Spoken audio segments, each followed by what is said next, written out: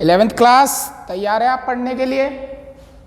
आज हम लोग पढ़ने जा रहे हैं Newton's third law of motion, जो हमारा चैप्टर चल रहा है फोर्स या लॉज ऑफ मोशन कहें तो उसमें आज हम अपना तीसरा इंपॉर्टेंट लॉ पढ़ने जा रहे हैं, Newton's third law of motion. Newton's third laws of motion. Newton का गति विषयक तृतीय नियम, शुद्ध हिंदी में कहते हैं इसको न्यूटन का गति विषयक तृतीय नियम। ये आपने बचपन से सुनते आ रहे होंगे, आप न्यूटन्स थर्ड लॉ के बारे में मूवीज में भी सुनते रहते होंगे कि एक्शन के इक्वल एक हमेशा एक रिएक्शन पाई जाती है। सुना होगा आपने वर्ड कि अगर एक बॉडी किसी दूसरी बॉडी पे कुछ एक्शन करती है तो वो बॉडी उस पर उतना ही अपोजिट में एक रिएक्शन लगाती है। मतलब कहें कि अगर मैं एक वेट या एक फोर्स इस दीवार पे लगाऊं या इस ब्लैक बोर्ड पे लगाऊं तो जितना फोर्स मैं इस ब्लैक बोर्ड पे लगाता हूं उतना ही फोर्स ये ब्लैक बोर्ड भी मेरे ऊपर लगाती है। एक बॉल को एक बैट के ऊपर फेंक के मारिए तो जितना फोर्स बॉल ने बैट के ऊपर लगाया उतना ही फोर्स बैट ने भी बॉल पे लगाया। लेकिन आप सोचते हैं कि सर बॉल तो बहुत दूर चली जाती है लेकिन बैट वहीं पे रह जाता है, तो उसका रीजन इनर्शिया होता है। इनर्शिया जो आप इस चैप्टर में पढ़ चुके हैं, बॉल का मास कम होता है तो वो दूर चली जाती है, वो अपोज कम करती है अपनी स्टेट में होने वाले चेंज का। बैट का मास ज़्यादा होता है, वो वहीं रुका रहता है क्योंकि वो अपोज ज़्यादा करेगा, उसका मास ज़्यादा है।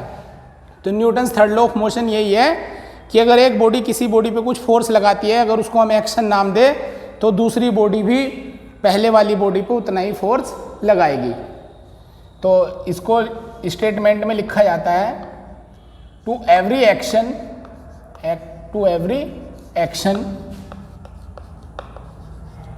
There is always an equal and opposite reaction.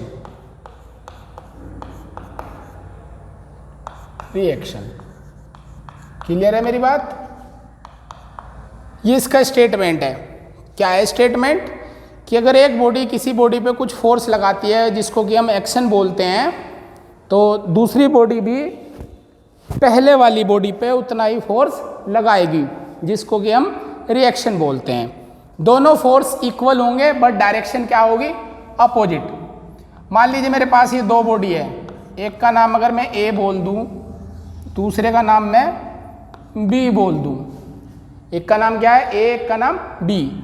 तो बी ए पे फोर्स लगाएगी यहाँ पे टच पॉइंट पे, उसको मैं ऐसे दिखा रहा, force on A by B. और बी पे कौन लगाएगा? ए, तो होगा एफ बी ए। तो इनको अगर आप लिखें तो क्या है? एफ ए बी क्या है यहाँ पे? एफ ए बी है force on A by B, जो बॉडी बी ने ए पे लगाया। और एफ बी ए क्या है बेटा? तो फोर्स ऑन बी बाई ए। तो मैंने दोनों फोर्स लिख लिए। तो न्यूटन्स लॉ ने यही कहा कि जो फोर्स हैं उनके मैग्नीट्यूड इक्वल होंगे, यानी F A B is equal to F B A, ये इसने कहा। और पूरा कंप्लीट बोले तो vectorly F A B equal to minus F B A. कहने का मतलब क्या है? नेगेटिव साइन क्या बता रहा है? नेगेटिव साइन हमारा डायरेक्शन शो कर रहा कि एफ ए बी, अगर इस डायरेक्शन को आप पॉजिटिव मानते हैं तो एफ बी ए इतना ही फोर्स लेकिन इसके अपोजिट डायरेक्शन में लगेगा। अगर ये पॉजिटिव है तो वो नेगेटिव होगा, सीधी सी बात ये है। या ये कहें कि अगर ये एक्शन फोर्स है तो ये अपना रिएक्शन फोर्स है। क्लियर है मेरी बात? तो इनकी फोर्स की वैल्यू तो इक्वल है बेटा, फोर्स की वैल्यू तो इक्वल है, लेकिन डायरेक्शन अपोजिट होने की वजह से इनके वेक्टर अलग आएंगे। क्योंकि वेक्टर में दो चीज होती है, एक वैल्यू और दूसरी डायरेक्शन। और फोर्स मेरी वेक्टर क्वांटिटी है तो वेक्टर में डायरेक्शन इंपॉर्टेंट है। अगर ये पॉजिटिव डायरेक्शन ले रखी तो ये नेगेटिव होगी। ऐसे मान लें इधर नेगेटिव था तो उधर जाके वो पॉजिटिव हो जाएगा, सीधी सी बात ये है। तो क्या न्यूटन्स थर्ड लॉ क्लियर है आपको? तो न्यूटन्स थर्ड लॉ बड़ा सिंपल सा लॉ है कि भाई एक बॉडी अगर दूसरी बॉडी पे कुछ फोर्स लगाती है, लेट एफ लगाती है, तो दूसरी बॉडी भी उतने ही मैग्नीट्यूड का फोर्स लगाएगी, बट उसकी डायरेक्शन क्या होने वाली, अपोजिट। अगर ये लेफ्ट में लगा तो वो राइट में लगेगा। ये अपना न्यूटन्स थर्ड लॉ है, आप इसे नोट कर लेंगे। इसमें लेकिन कुछ काम की बातें होती हैं न्यूटन्स थर्ड लॉ में। एक तो नेचर में पाया जाने वाला फोर्स है, ये मैकेनिकल फोर्स भी हो सकता है, ग्रेविटी में भी हो सकता है, इलेक्ट्रिक नेचर का भी हो सकता है, अलग अलग नेचर का होता है। दूसरा, इसमें दो बॉडी का होना बहुत ज़रूरी है, क्योंकि अगर एक बॉडी एक्शन लगेगी तो उसे रिएक्शन के लिए दूसरी बॉडी चाहिएगी। तो ये जो थर्ड लॉ के लिए जो आप फोर्स बोलते हैं, इस फोर्स को हम एक्शन रिएक्शन फोर्स भी बोलते हैं। Action reaction force always exist in pair, ये हमेशा हमारा फोर्स पेयर में लगेगा, विदाउट एक्शन रिएक्शन नहीं होगी, ये भी आपको क्लियर है इससे। दूसरी बात, एक्शन रिएक्शन इक्वल हैं पर इनका नेट जीरो नहीं होता। क्यों नहीं होता? उसका रीजन ये है, मान लीजिए एक बॉडी है, अगर इस पे 10 न्यूटन लगे और इधर से भी 10 न्यूटन लगे, तब तो हम कह सकते हैं कि इस पे नेट फोर्स जीरो। बट यहाँ पे क्या है कि एक बॉडी पे अगर एक्शन हो रहा है तो दूसरी पे रिएक्शन हो रही है। यहाँ पे दो बॉडी प्रेजेंट है, अगर एक ही बॉडी पे दोनों लगते तब तो ये जीरो हो जाता। बट क्या है कि अगर दो बॉडी हैं तब ये जीरो नहीं होगा। क्लियर है मेरी बात? तो ये आप न्यूटन्स थर्ड लॉ का स्टेटमेंट और ये जो हमने लिखा ये आप नोट कर लें, फिर मैं इसकी कुछ प्रॉपर्टीज आपको लिखा देता हूँ। मैग्नीट्यूड इनके इक्वल होंगे, ये बात है। तो इसकी प्रॉपर्टीज या कई इंपॉर्टेंट इम्प्लीकेशन क्या है थर्ड लॉ की, तो पहली मैंने लिख दी है, it is applicable irrespective of the nature of the forces. Meaning इसका ये है कि जो आपके that is action reaction force हैं, action and reaction force may be gravitational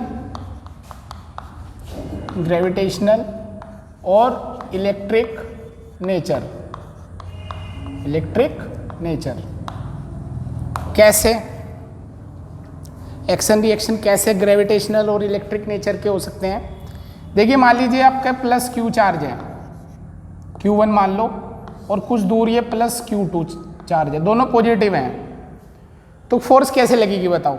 ये इस पर रिपल्सन लगाएगा F12 और ये इस पर रिपल्सन लगाएगा F21। फोर्स की मैग्नीट्यूड इक्वल होंगे बट डायरेक्शन क्या होगी? अपोजिट होगी। तो यहाँ पे अगर ये वाला F12 अपना एक्शन हुआ, पहला फोर्स इसका मान लिया हमने, कोई से को मान सकते हैं, तो क्या ये अपना रिएक्शन हुआ? तो यहाँ पे एक्शन रिएक्शन फोर्स की जो पेयर है वो किसने प्रोड्यूस की? चार्ज की इलेक्ट्रिक नेचर ने। तो ये पहला एप्लीकेशन यही है। ये आपके जो एक्शन रिएक्शन फोर्स हैं ये ग्रेविटेशनल या इलेक्ट्रिक या और किसी नेचर के भी हो सकते हैं। क्लियर है मेरी बात बच्चों? बड़े काम की चीज़ होती है ये, बट इनकी डायरेक्शन अपोजिट है, इसलिए जब वेक्टर लिखोगे तो यहाँ साइन प्लस माइनस के साथ लिखना, अदरवाइज डायरेक्शन नहीं लिख रहे, मैग्नीट्यूड लिख रहे तो प्लस माइनस की कोई ज़्यादा आवश्यकता नहीं है। दूसरा क्या होगा? Action and reaction always act on different body. दो बॉडी की होनी जरूरत है, अगर अकेला ये होता ये ना होता तो इसका कोई मीनिंग नहीं था। तो दूसरी लिख देता हूं मैं कि action and reaction always act on different bodies. Action and reaction always act on two different body.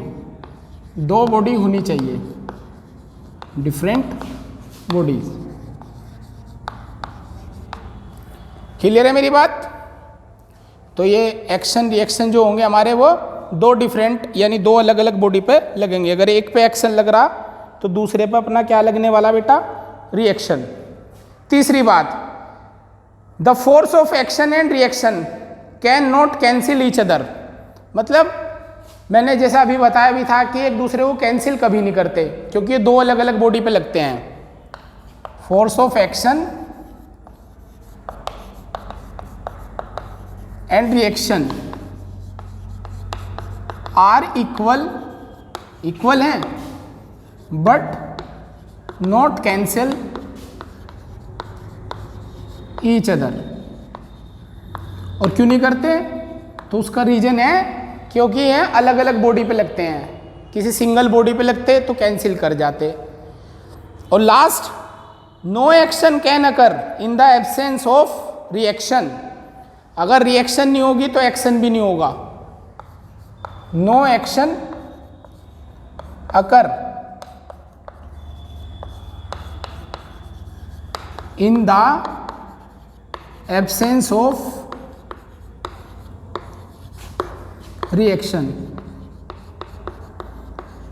अगर रिएक्शन होगा तो रिएक्शन जरूर होगी, अगर रिएक्शन नहीं हो रही तो एक्शन नहीं होगा। जैसे इस पर पूछ लिया गया कई बार बोर्ड्स में कि घोड़ा हवा में क्यों नहीं चलता, जो हॉर्स है वो एयर में क्यों नहीं चल पाता, क्योंकि एयर में चलने के लिए अगर वो चले तो रिएक्शन कहाँ से लाएगा, कहाँ से वो एक्शन करेगा। जैसे हम लोग ज़मीन पे चलते हैं तो ज़मीन पे जब हम लोग ऐसे चलते हैं तो ऐसे फोर्स लगाते हैं, चलते टाइम ऐसे फोर्स लगाते हैं, तभी ज़मीन हमारे ऊपर ऐसे रिएक्शन लगाती है। अगर ज़मीन ना हो या दलदल हो तो हम एक्शन ही नहीं लगा पाएंगे, तो हमें सफिशिएंट रिएक्शन ही नहीं मिल पाती। यही काम एयर में है कि एयर में जब हम एक्शन ही नहीं कर पा रहे तो रिएक्शन कहाँ से होगी। तो समझ में आई बेटा ये थर्ड लॉ की बात, इसको नोट कर लीजिए आप।